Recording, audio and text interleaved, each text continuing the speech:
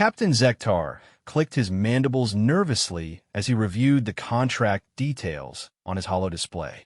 The payment was enormous, enough to buy 3 new starships and still have credits left over for a comfortable retirement. But there was something about this job that made his chitinous skin crawl. "Sir," his second-in-command, Lieutenant Vash, approached with her usual confident stride. "The hegemony representatives are waiting in Conference Room Alpha. They're ready to finalize the contract." Zektar's 4 eyes shifted to look at her. Vash was a veteran herself, having served in the Galactic Defense Corps for over 2 decades before joining his mercenary company. If anyone could give him honest advice about this contract, it would be her. "Vash, have you read the mission parameters?" "Yes, sir." "Standard planetary takeover. The target world is called Earth, inhabited by a species called humans. The hegemony wants us to establish orbital superiority and force a surrender." Seems straightforward enough. Zektar's mandibles clicked again. "That's what worries me. When was the last time the hegemony needed to hire mercenaries for a straightforward job?" Before Vash could answer, the door to his office slid open, and 3 figures entered without waiting for permission. The lead figure was Ambassador Krelnoth, a tall, pale being from the hegemony's ruling council. His species, the Veltar, were known for their cold efficiency and calculating nature. "Captain Zektar," Krelnoth's voice was smooth and precise. "I trust you've had time to review our generous offer." "I have," Zektar replied, standing up behind his desk, "though I have some questions about the target." "Questions?" One of Krelnoth's companions, a shorter being with multiple arms, leaned forward. "The terms are quite clear. You establish orbital control. We handle the negotiations." "Yes, but why do you need mercenaries for this? Your own fleet is more than capable of handling a single world."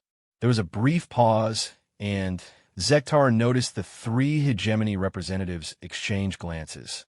It was Krelnoth who finally answered. "The humans have proven to be more resilient than anticipated in previous encounters.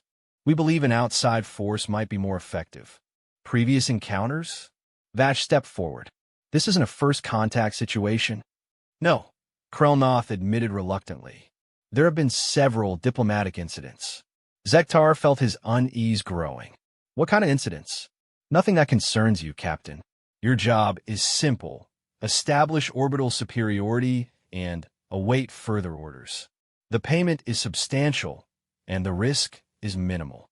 "Minimal risk?" Zektar pulled up a star chart on his holodisplay.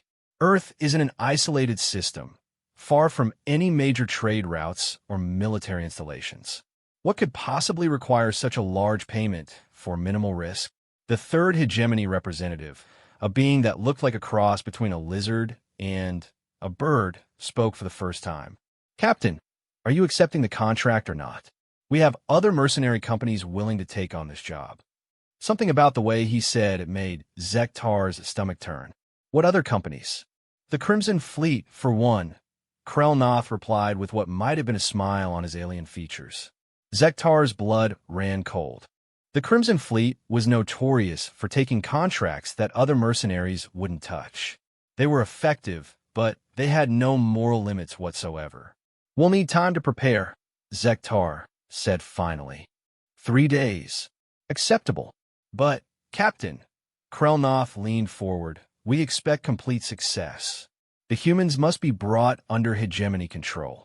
After the hegemony representatives left, Vash turned to her captain. "Sir, something about this feels wrong." "I know. Pull up everything you can find about these humans. I want to know exactly what we're getting ourselves into." Over the next few hours, Vash compiled what little information was available about Earth and its inhabitants. Most of it came from hegemony databases, and it painted a picture of a primitive world with a species that had barely achieved faster-than-light travel. According to this, Vash said, scrolling through the data, humans only made first contact with galactic civilization about 10 years ago. They're classified as a Level 2 civilization. They have spaceflight, but their technology is considered primitive by galactic standards. Then, why does the hegemony need mercenaries? That's what bothers me, sir. Look at this. There's a note here about unusual military doctrine and unpredictable tactical responses. Zektar studied the screen. Unpredictable how? It doesn't say. But there's a reference to something called the Titan campaign. Never heard of it. Neither had I.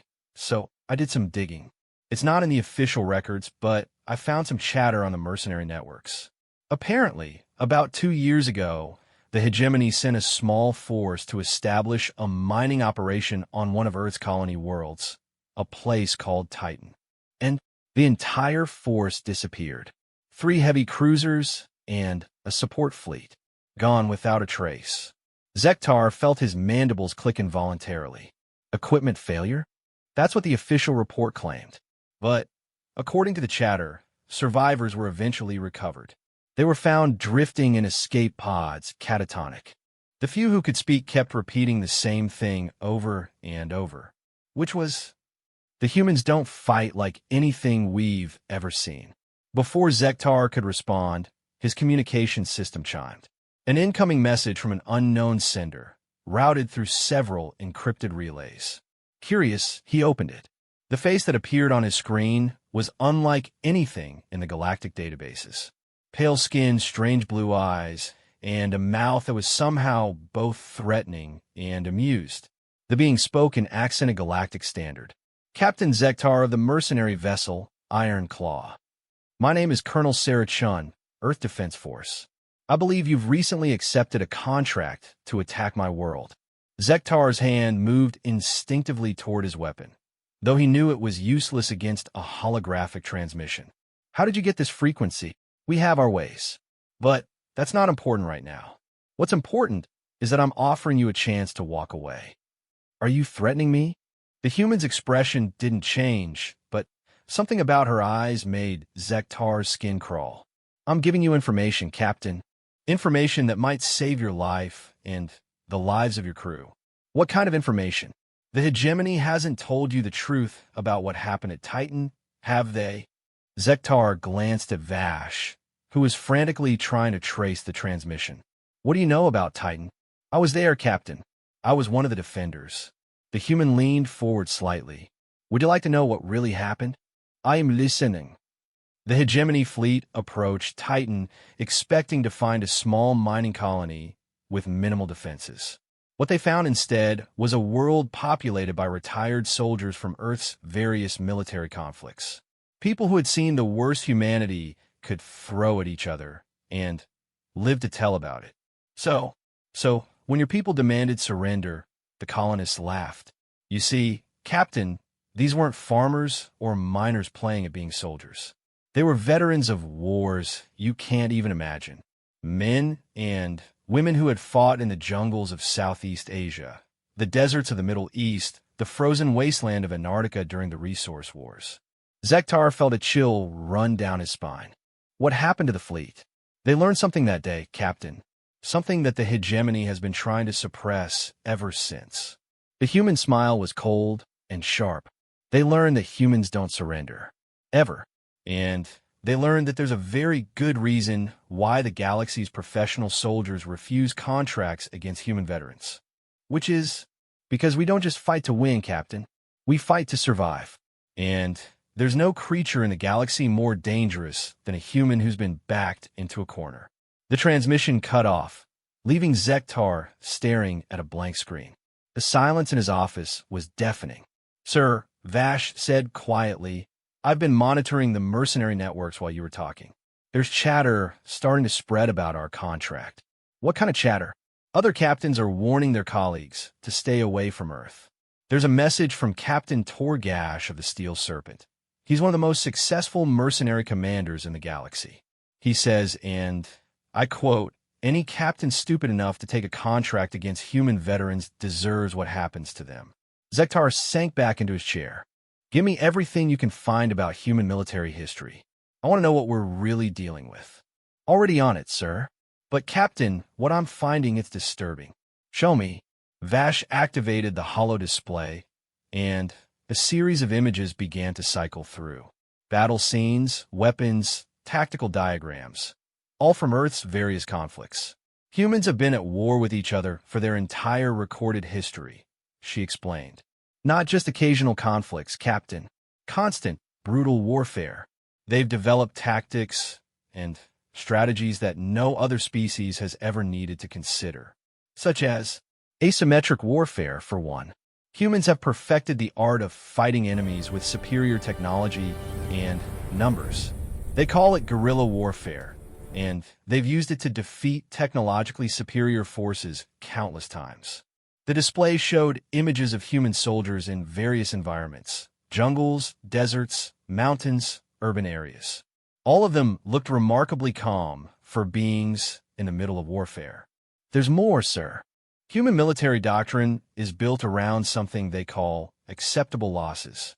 They routinely plan for casualty rates that would cause any other species to surrender immediately. How high? In some historical battles, human forces suffered 90% casualties and kept fighting. There are records of individual humans continuing to fight even after sustaining injuries that would kill most other species. Zektar stared at the images. That's not possible. No species can maintain combat effectiveness with those kinds of losses. That's what makes humans different, sir. They don't calculate combat effectiveness the same way we do. For them, as long as one soldier is still alive and capable of fighting, the battle continues. This is madness. There's something else, Captain.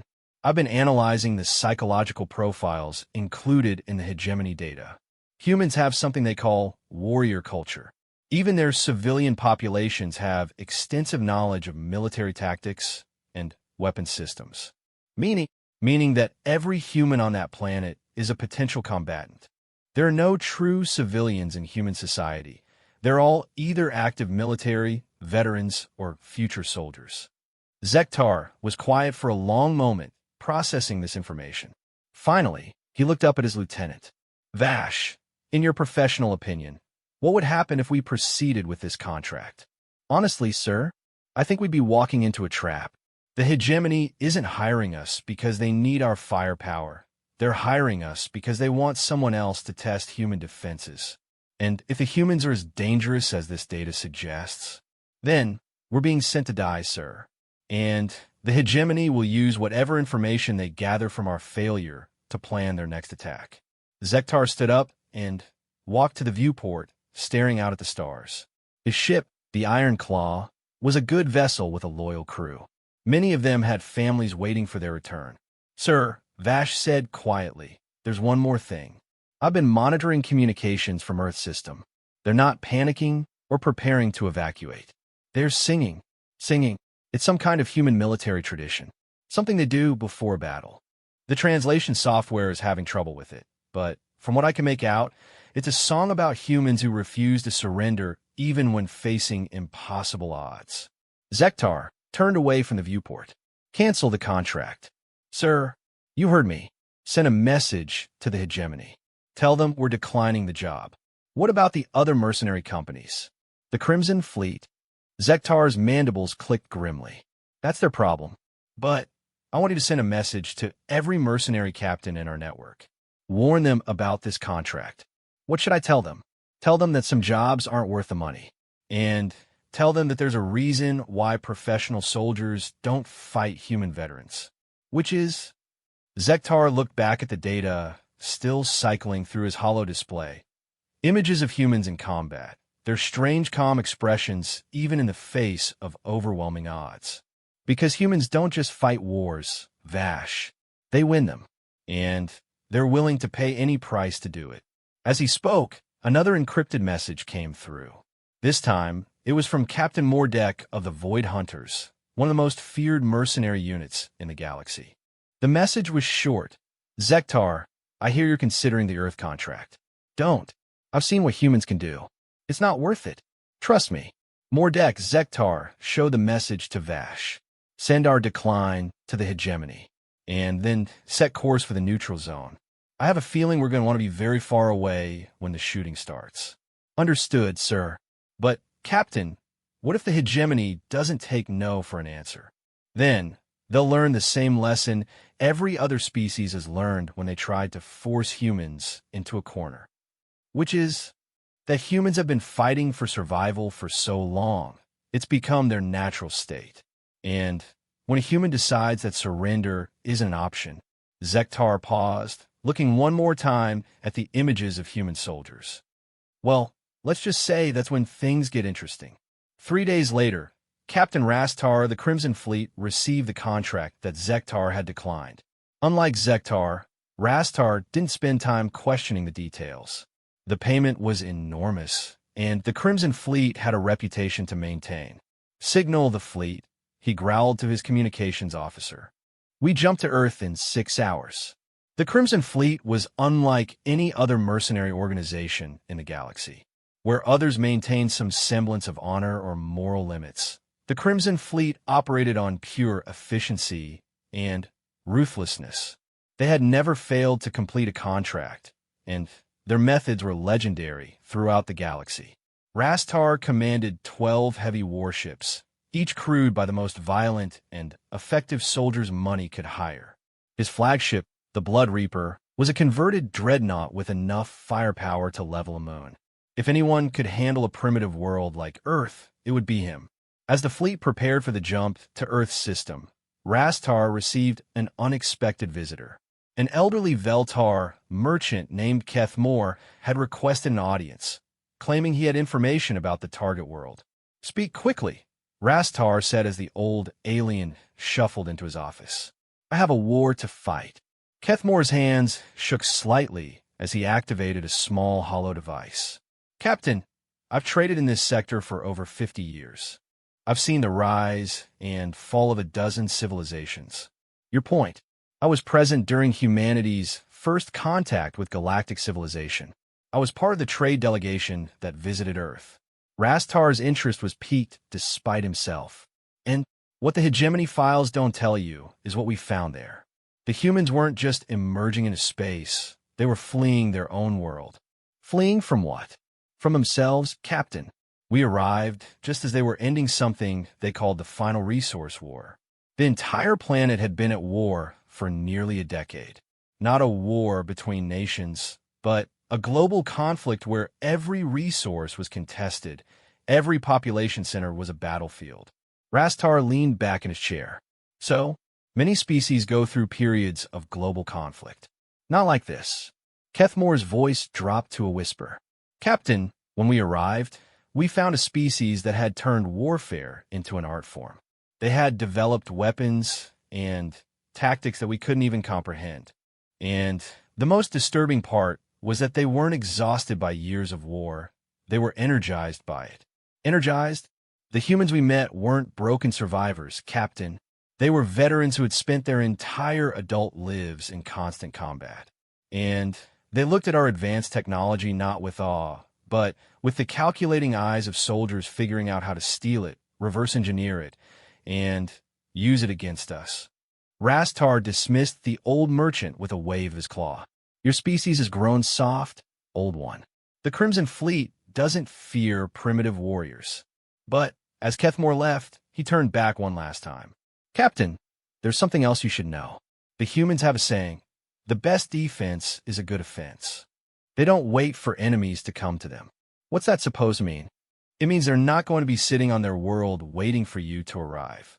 6 hours later, the Crimson Fleet jumped into Earth's solar system, expecting to find a primitive world with minimal defenses. What they found instead changed everything Rastar thought he knew about warfare. The first sign something was wrong came from his sensor operator. "Captain, I'm reading massive energy signatures throughout the system." "Ships?" "No, sir. That's the strange part. The signatures are coming from asteroids, moons, even what appears to be space debris."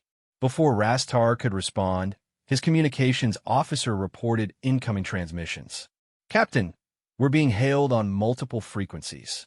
"From Earth?" "No, sir. From everywhere." The main viewer activated, showing not the face of a planetary governor or military commander, but a weathered human in what appeared to be an improvised combat suit. Behind him, Rastar could see the interior of what looked like a modified asteroid. "Crimson Fleet," the human said in heavily accented galactic standard. "This is Colonel Martinez, commanding officer of the Belt Defense Force." You're ordered to leave this system immediately. Rastar laughed, a harsh sound that echoed through his ship's bridge. I am Captain Rastar of the Crimson Fleet. You will surrender unconditionally, or your world will be destroyed. The human's expression didn't change. Captain, you seem to be under the impression that Earth is defenseless. Let me correct that misunderstanding. Suddenly, the space around the Crimson Fleet erupted with activity. What had appeared to be asteroids revealed themselves as heavily armed defense platforms. Space debris transformed into camouflaged warships.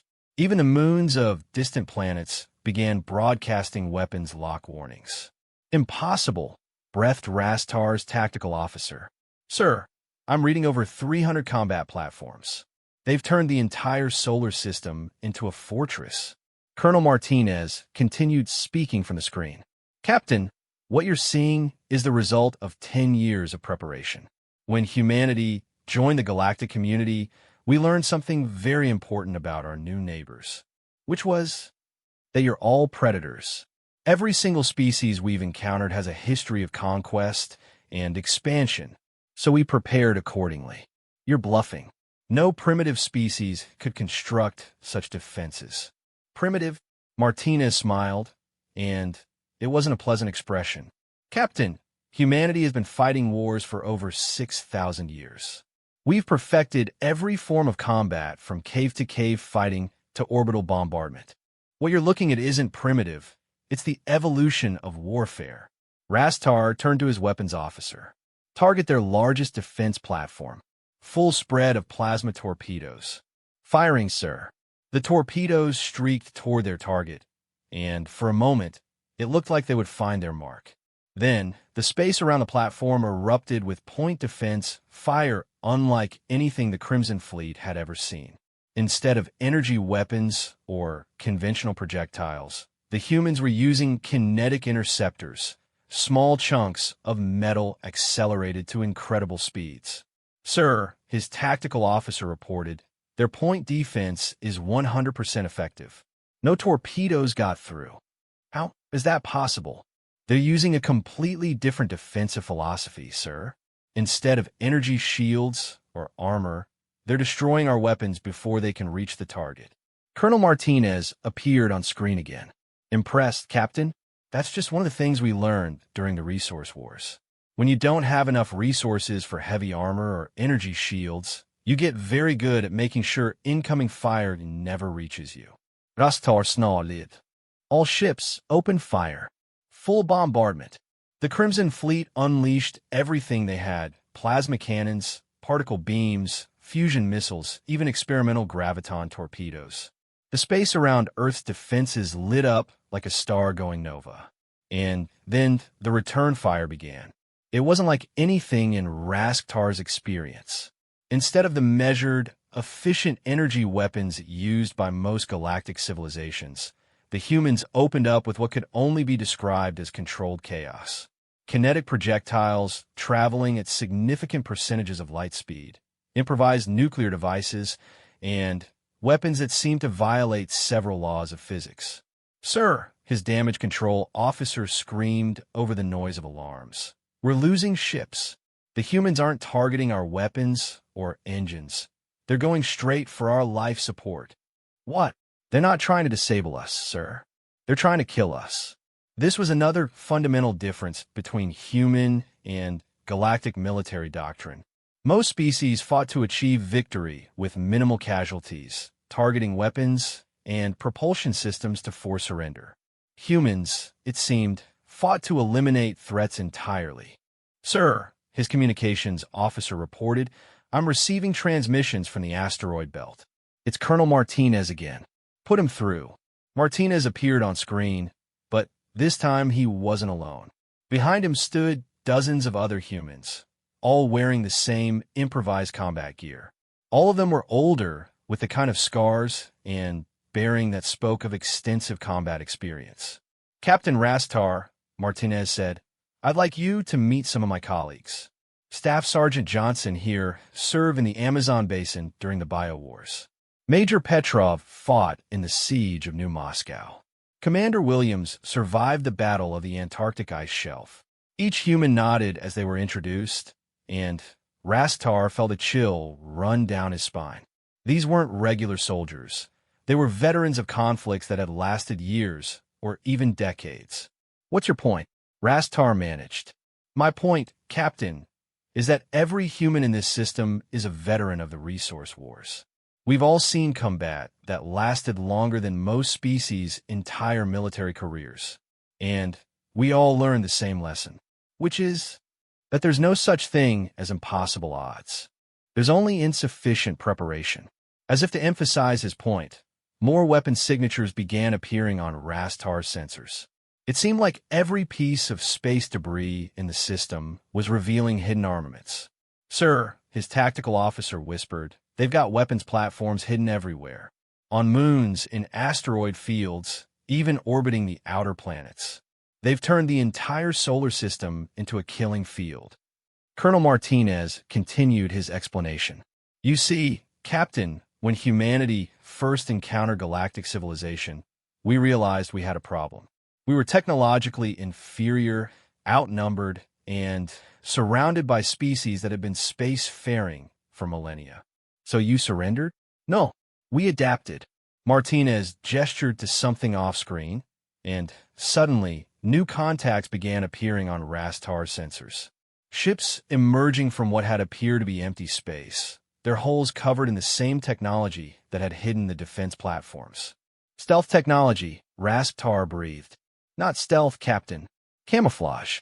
Humans have been perfecting the art of concealment for thousands of years. When you're always outnumbered and outgunned, you learn to use every advantage available.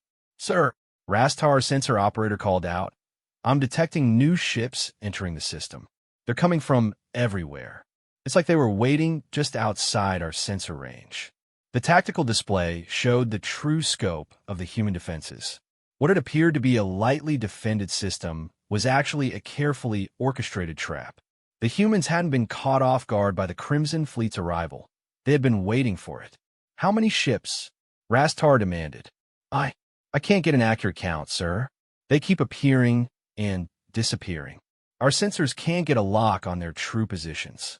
Colonel Martinez smiled again. Captain, there's something else you should understand about human military doctrine. We don't believe in fair fights. Meaning that for every ship you can see, there are 3 more you can't. For every weapon platform that's revealed itself, there are 5 more still hidden. And for every human you've identified as a combatant, there are 10 more waiting for the right moment to strike. Rastar was beginning to understand why other mercenary captains had warned against taking contracts against humans. This wasn't warfare as the galaxy understood it. This was something else entirely. Sir, his first officer said quietly, we're outnumbered at least 10-1, and that's just counting the ships we can see. Recommend immediate withdrawal. But Rastar's pride wouldn't let him retreat. The Crimson Fleet had never failed a contract, and he wasn't about to start now. All ships form up for planetary bombardment. If we can't defeat their fleet, we'll destroy their world. Captain, Martinez said from the screen, I wouldn't do that if I were you. And why not? Because you'd be making the same mistake the hegemony made at Titan, which was assuming that humans only fight defensively. Martinez nodded to someone off-screen, and suddenly, Rastar's own ship shuddered under weapon fire. Impossible. We're not in range of any of your platforms. No, Captain, you're not. Martinez's smile became predatory. But you are within range of the ships we positioned behind you before you ever enter the system. Rastar spun around to look at his rear sensors, and his blood turned to ice. Somehow, human ships had gotten behind his fleet without being detected. They weren't large ships. Most appeared to be converted civilian vessels, but they were close enough to target the Crimson Fleet's most vulnerable areas. Ow, he whispered. Simple, Captain. We've been tracking your fleet since you left hegemony space. We knew your route, your speed, and your probable tactics. So we positioned ourselves accordingly. That's not possible. We used random jumps, encrypted communications. Captain, Martinez interrupted, humanity has been intercepting enemy communications and predicting enemy movements since before we developed electricity. Your technology is more advanced than ours, but your tactics..." He shrugged. "Your tactics are exactly what we expected from a species that's never had to fight for its survival." The human ships behind the Crimson Fleet opened fire, and Rastar watched in horror as his rearmost vessels began taking damage.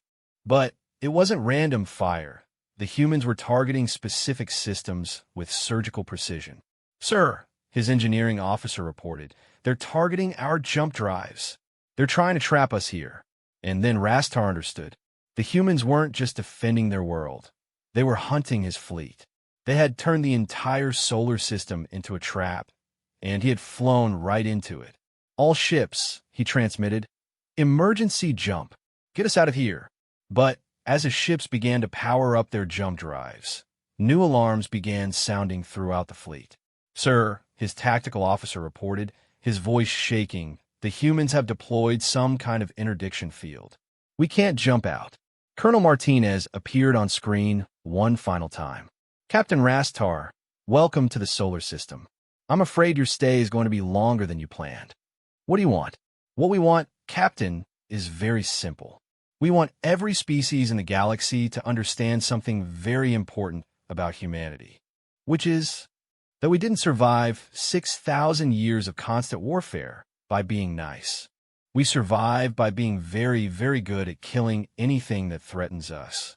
Rastar looked around his bridge at his crew. These were the most feared mercenaries in the galaxy, and they were all staring at their instruments with expressions of pure terror. "And, Captain," Martinez added, "there's one more thing you should know about human veterans." "What?" "We never forget a lesson, and we make sure everyone else learns it too." The transmission cut off, leaving Rastar alone with the realization that he had made a terrible mistake. The Crimson Fleet wasn't hunting humans. They were being hunted by them. And somewhere in the back of his mind, he began to understand why no professional mercenary would take contracts against human veterans. It wasn't because humans were impossible to defeat. It was because humans turned every battle into a lesson, and they made sure the lesson was permanent. The bridge of the Blood Reaper had fallen silent, except for the steady beeping of damage control alerts. Captain Rastar stared at the tactical display, watching as more and more human contacts appeared throughout the solar system. His legendary Crimson Fleet was trapped, outnumbered, and facing an enemy that seemed to anticipate their every move. "Status report," he growled, trying to maintain some semblance of command authority. "6 ships reporting moderate damage," his first officer replied. "The humans are targeting our jump drives and communication arrays. They're not trying to destroy us. They're trying to isolate us." "Why?" Before anyone could answer, new contacts appeared on the sensors. A small fleet of human ships was approaching from the direction of Earth, moving in a formation that Rastar didn't recognize.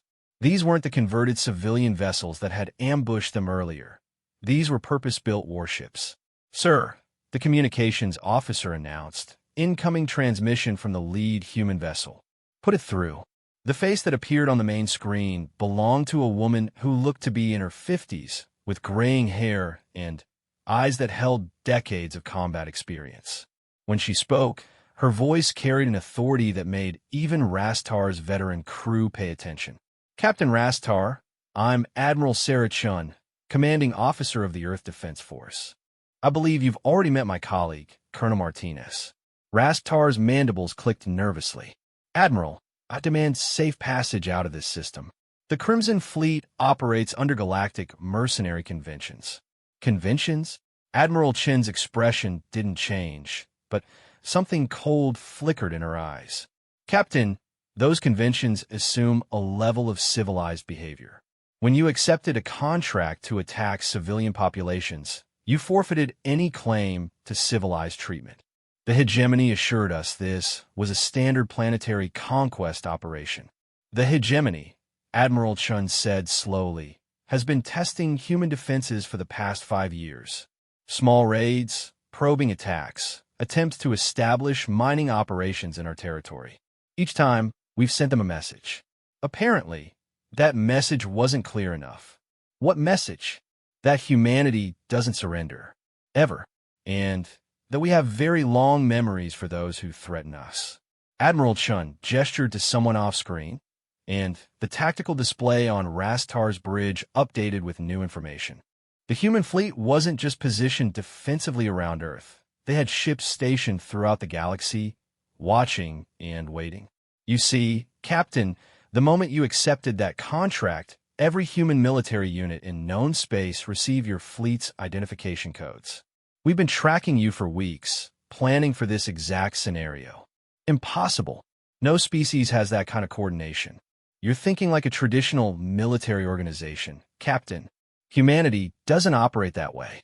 We learned during the resource wars that centralized command structures are vulnerable to disruption. So we developed something else, which is distributed command.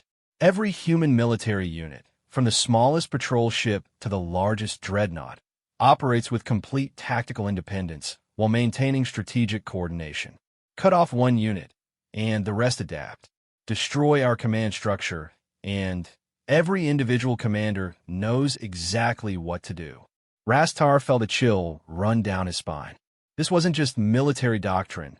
This was evolution. Humanity had turned warfare into a biological imperative. "Sir," his sensor operator called out, "the human ships are changing formation. They're surrounding us." On the tactical display, the human forces were indeed repositioning themselves, but not in any formation that Rastar recognized.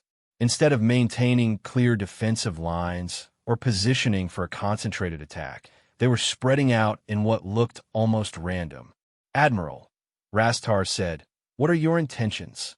"My intentions, Captain, are to ensure that every mercenary organization in the galaxy learns a very important lesson about humanity." "And what lesson is that?" Admiral Chen leaned forward slightly, and for the first time, she smiled. It was not a reassuring expression. "That humans don't just fight wars, Captain. We study them. We analyze them. We learn from them. And then we teach others what we've learned." Suddenly, the space around the Crimson Fleet erupted with activity. But instead of weapon fire, the humans were deploying what appeared to be recording devices, thousands of small sensor platforms that positioned themselves to capture every angle of the engagement. "Sir," Rastar's tactical officer reported, they're documenting this." "Recording equipment?" "Yes, sir. High-resolution sensors, communication relays, even what appears to be holographic recording devices. They're creating a complete record of everything that's happening here." Admiral Chen nodded approvingly. "Very good, Captain. You're beginning to understand. This engagement isn't just about defeating the Crimson Fleet. It's about creating a teaching tool. A teaching tool for what? For every other mercenary organization that might consider accepting similar contracts in the future." The implications hit Rastar like a physical blow. The humans weren't just planning to defeat his fleet, they were planning to use that defeat as a deterrent for future attacks. They were turning his legendary Crimson Fleet into an object lesson. "You can't do this," he said, though even as he spoke, he knew how hollow his words sounded. "Captain," Admiral Chen replied, "you came here to destroy our world and enslave our people. We're simply ensuring that your failure serves a useful purpose. The galactic community will never stand for this." The galactic community has been remarkably quiet about hegemony aggression for the past 5 years. They seem to believe that humanity is too primitive to warrant their concern. Admiral Chen's expression hardened. "We're about to correct that misunderstanding." New alarms began sounding throughout Rastar's ship as human vessels moved closer. But instead of opening fire, they began broadcasting on all frequencies. "Sir," the communications officer reported, "they're transmitting our position and status to the entire galactic communication network. Every world, every space station, every ship in known space is receiving real-time updates on this engagement." "They're broadcasting our humiliation to the galaxy?" "No, Captain," Admiral Chun corrected from screen. "We're broadcasting a demonstration. A lesson in what happens when someone threatens humanity." The human ships had finished their repositioning, and Rastar could see that they had formed a complex, three-dimensional formation that surrounded his fleet completely. But it wasn't a standard tactical formation, it was something else entirely. "Admiral," he said, his voice barely steady, "what do you want?" "What we want is very simple, Captain. We want you to surrender your fleet. And then? Then you and your crew will be transferred to properly equipped prisoner facilities while we examine your ships, your weapons, and your tactical databases." "You can't do that. Galactic conventions prohibit the seizure of mercenary vessels." "Captain," Admiral Chen said patiently, "you keep referring to galactic conventions as if they apply to you. They don't. The moment you accepted a contract to commit genocide, you became war criminals.